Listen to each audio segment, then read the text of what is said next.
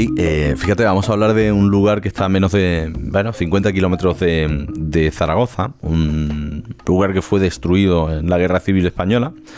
Es Belchite. Y claro, estas ruinas amenazan con desaparecer del todo. Hay un organismo internacional, el World Monuments Fund, que la ha puesto en una lista de los 25 bienes a proteger. Le decía yo antes Beliche, que es una playa que me gusta mucho de Portugal, no Belchite, ¿verdad, Javier Sierra? ¿Qué tal? Muy buenos días. Sí, es un lugar que no tiene playa, está muy en el interior, muy cerquita, a 20 kilómetros apenas de Fuendetodos, donde nació Francisco de Goya, en un sitio donde la climatología es muy extrema, muy áspera, y eso en parte explica la preocupación del World Monuments Fund, que ha incluido Belchite en esa lista de patrimonio que está a punto de desaparecer. Belchite fue escenario durante la Guerra Civil Española de uno de los enfrentamientos entre los dos bandos más ásperos. Solamente fue un enfrentamiento, digo solamente entre comillas, de 14 días, pero el pueblo, un pueblo de 4.000 habitantes, sufrió 218 bombardeos.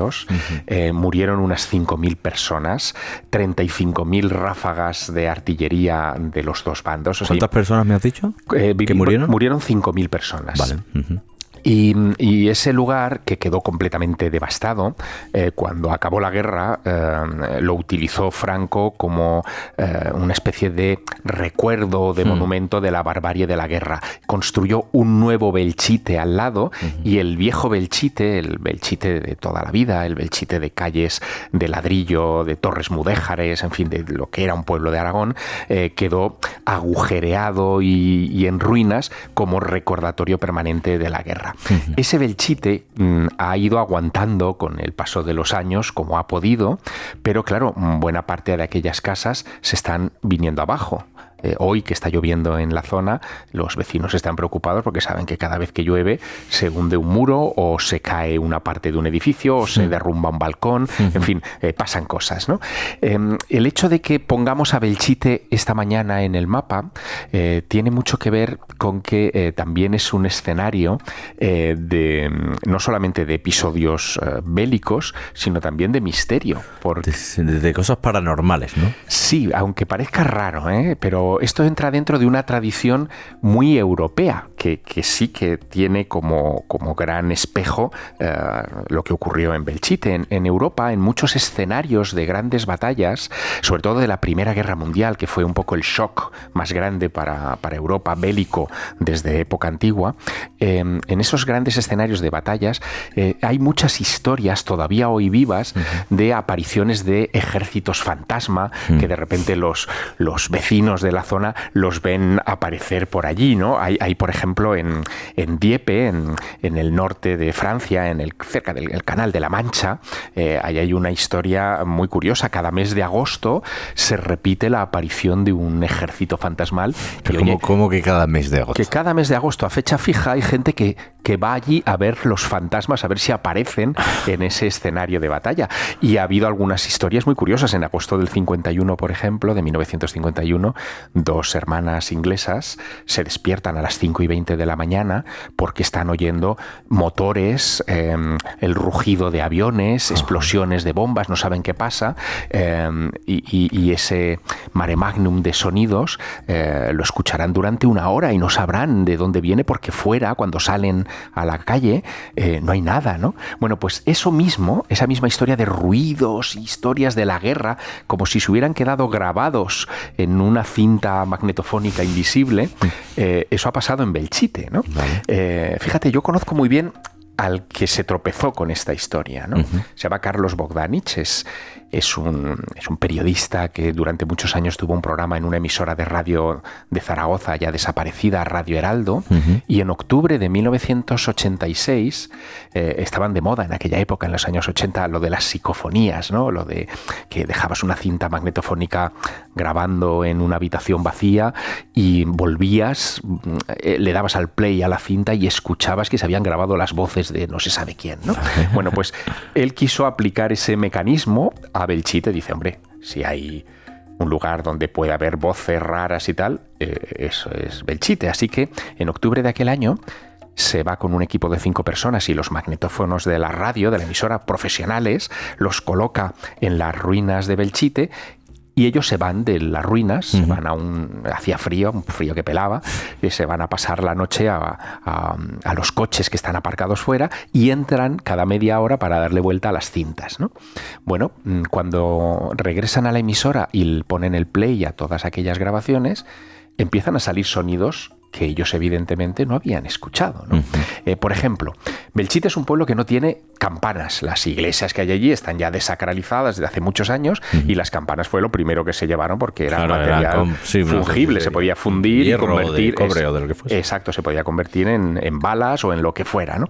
Es decir, que Belchite hace muchos años que no tiene campanas. Y sin embargo, en aquellas grabaciones, de repente se oía de fondo el sonido de las campanas. Te la he traído para que la escuches.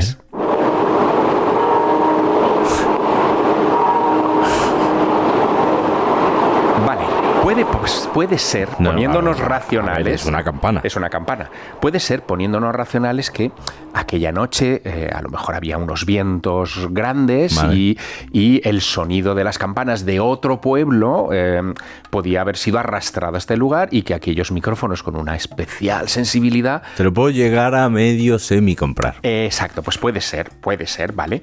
Pero es que, como te digo, aquellas cintas grabaron muchas horas de sonidos que no tenían que estar ahí. En un momento determinado se oyen como motores de aviones.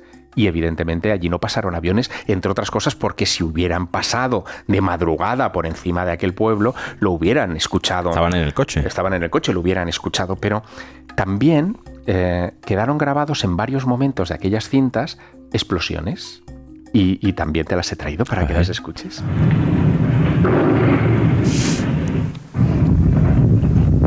Puede ser. Puede ser. Claro, ¿qué es esto, no? Ahí se escuchan los motores. Ahí se escucha el motor del avión. Eso es. Todo eso, imagínatelo en un continuo de sonido, en fin, de varias horas.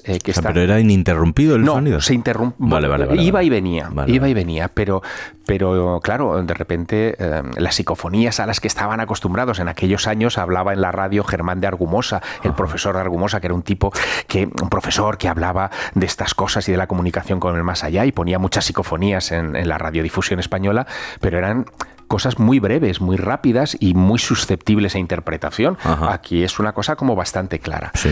Bueno, yo no me creía mucho estas historias, o sea, no te vayas a pensar que tenía como una postura, en fin, prudente y escéptica, ¿no? Pero a mí me pasó algo. Y te lo voy a... ¿En Belchite, te lo voy a contar. En 2004... ¿Cuándo vas por primera vez a Belchite? Bueno, yo soy de Teruel, de Aragón, y Belchite siempre ha sido un sitio como muy emblemático. Entonces yo debí ir ahí a mediados de los 90 por primera vez, ¿no? Vale. Pero en 2004 yo dirigía un programa de televisión en Telemadrid, se llamaba El otro lado de la realidad, y quisimos dedicarle un programa a los misterios que rodean la guerra civil, que son muchos, hay muchas historias, un día si quieres hablamos de ellas. Y uno de los misterios de la guerra civil eran las psicofonías de Belchite, así que me fui con un equipo de Telemadrid a grabar al pueblo. Encontramos a un paisano que tenía 5 años cuando en fin, tuvieron lugar los enfrentamientos de la guerra. El hombre iba allí con un andador paseando entre las ruinas. Belchite? Por Belchite Viejo. Porque la gente suele pasear por Belchite Viejo. Antes sí, ahora está vallado. Vale. Ahora está vallado porque ya se está cayendo a pedazos. Perdón que no quiero cortar. Sí. Y este hombre, pues en esa época, 2004, estaba abierto y se iba a pasear por Belchite Viejo, que está muy cerca de Belchite Nuevo. Y de repente nosotros, le pillamos allí, le grabamos pues unas declaraciones, a ver si él se acordaba de algo de la guerra, tal y cual. No oímos nada, ni vimos nada, pero cuando llegamos a la redacción, volcamos aquel material para montarlo, vimos que detrás de las voces nuestras, de la conversación con aquel señor, había como un tableteo de ametralladora o algo así. Sobre las mismas que le grabaste al señor que estaba con la cámara de televisión. Detrás, o sea, están como por detrás de las voces, ¿no? Entonces, a mí aquello me dejó perplejo. Bueno, me ha costado encontrar un material, estamos hablando de 2004, o sea, que han pasado muchos años. 20 y 21 años. Sí, pero bueno, hay un pequeño fragmentito que sí que he encontrado para que lo escuches. Pero respetaban los límites aquí. El uno ponía un pasillo y el otro encima, que no, menos mal que ahora me gusta que los chicos no discuten de política en este día. Se oye por detrás, Sí, es sí. un golpe. La discoteca de fútbol, la policía de Arreñi. Era bonito el pueblo, ¿no? Mira, ¿Cómo ahora es? verás. Muy dejada la vemos. El pueblo, Bueno, Claro, claro, imagínate, Bueno. Alberto, es decir, tú trabajas en los medios como yo. No, y sobre todo que lo bueno de esto es que como confío tanto en ti, sé que tú, bueno, lo último que tienes es interés en mentir en nada, me creo completamente que tú estuvieses grabando eso y que no escuchases para nada lo que acabamos de No, escuchar. porque ahora es que mismo. si lo hubiera escuchado hubiera parado la grabación. Claro. Porque, a ver, esto es un chascarrillo de los que hemos hecho muchos años televisión. Tú sabes que basta poner un trípode en la calle para que salga un señor con una radial y te estropee la grabación, ¿no? Totalmente. Entonces, cuando estás grabando, ya es un instinto de los comunicadores, estás con las orejas desplegadas a ver Totalmente. si hay algo que te Totalmente. enturbie esa grabación. Si yo hubiera escuchado ese tableteo, fuera lo que fuese, Sí. hubiera detenido la grabación. Yo no escuché nada, estábamos en las ruinas de Belchite, solos, en un día claro, sin ningún tipo de influencia de ruidos de ninguna clase, y nos volvimos con aquel sonido en la mochila. ¿Y cuando lo ves? Pues claro, me tengo que acordar necesariamente de Carlos Bogdanich, de aquel comunicador que hizo aquellas primeras grabaciones. Me faltó tiempo para contárselo, para exponerlo. Claro. Él me dijo que había llevado aquellas primeras grabaciones de 1986 a la Universidad de Barcelona, al Laboratorio de Acústica de la Universidad Autónoma de Barcelona, para que lo analizasen. No vieron, lo que vieron es que era un sonido físico, que ellos no lo escucharan. Era problema del ser humano, pero que algo había hecho que se grabase aquello en cinta magnetofónica y que era un sonido real, sin lugar a dudas. Incluso llegaron a establecer que los ruidos de los aviones sí que se correspondían con aviones de la época.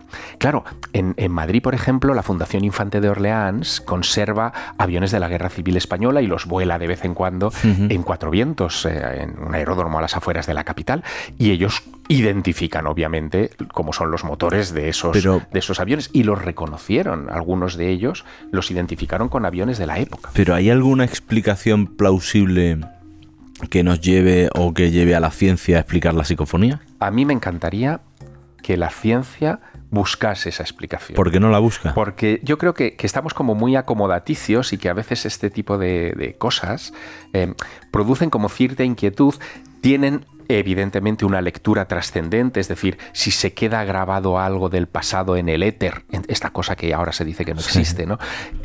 También igual podríamos a futuro recuperar voces o momentos de la historia que están ahí flotando, y claro, todo eso incomoda porque no parece científico, parece sacado de un cuento de ciencia ficción, pero está esta evidencia. Yo es que yo no sé cómo interactúan las ondas. Para empezar, porque no vemos ondas, necesitamos máquinas para ver ondas gravitacionales, y entre ellas las del sonido. No sabemos cómo actúan, no sabemos si tienen una huella en algún... Es que yo he leído teorías que es verdad que son muy conspiranoicas y conspirativas, de que en parte de la atmósfera se recibe y se guarda parte del sonido de la historia, en fin, que no tiene nada que ver con la psicofonía, pero me llama mucho la atención, como me dices, que la ciencia no haya investigado lo suficiente en ello. Sí, y además aquí estamos hablando de un tipo de grabación muy particular. Las psicofonías generalmente suelen ser voces humanas, y estos son sonidos que parecen sacados de una escena bélica, ¿no?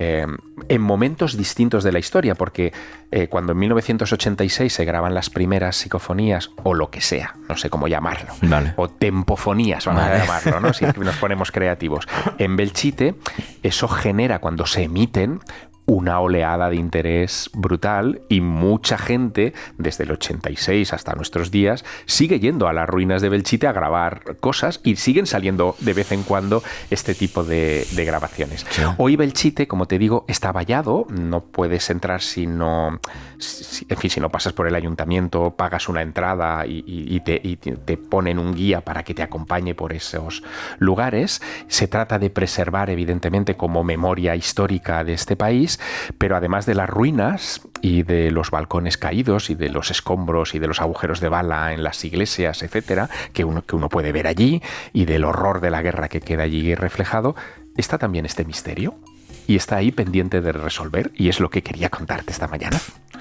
Me ha parecido espectacular, porque ¿cuál es el futuro que le espera ahora mismo a este pueblo? Recordemos que que The World Monument Funds las ha puesto en una lista de 25 bienes a proteger. Pues mira, están pidiendo una cosa que a mí me parece increíble que pase en un país como este, ¿no? En 2022 se concedió una partida de 7 millones de euros de los presupuestos generales del Estado para gastarlos en 6 años, construir un centro de interpretación, consolidar las ruinas, en fin, hacerlo un poco, o sea, lo que debe ser, además, un recuerdo de lo que fue la barbarie de la guerra. Y desde 2022 hasta 2025 no se ha invertido un duro, no se ha aplicado ni un euro de ese presupuesto, se va a pasar el plazo y los vecinos de Belchite obviamente están preocupados por esta falta de interés de las instituciones. ¿Qué es lo que pasa? Que Belchite no es ni de buenos ni de malos. Es decir, no es ni de rojos ni de azules, claro, no es ni de un bando ni de otro. Es la representación exacta de la barbarie de la guerra. Y a lo mejor eso es lo que no interesa, porque si no, no se explica. Pero a mí lo que me llama la atención es que en un año como este, en el que se está haciendo, pues bueno, lo sabes, ayer hubo otro acto en conmemoración de la muerte de Franco, pues no se haya, por lo menos, escogido Belchite como un escenario para alguno de los 100 actos que van a conmemorar el inicio de las libertades en España. La misma pregunta me formulo yo. Y creo que ni tú ni yo tenemos la respuesta.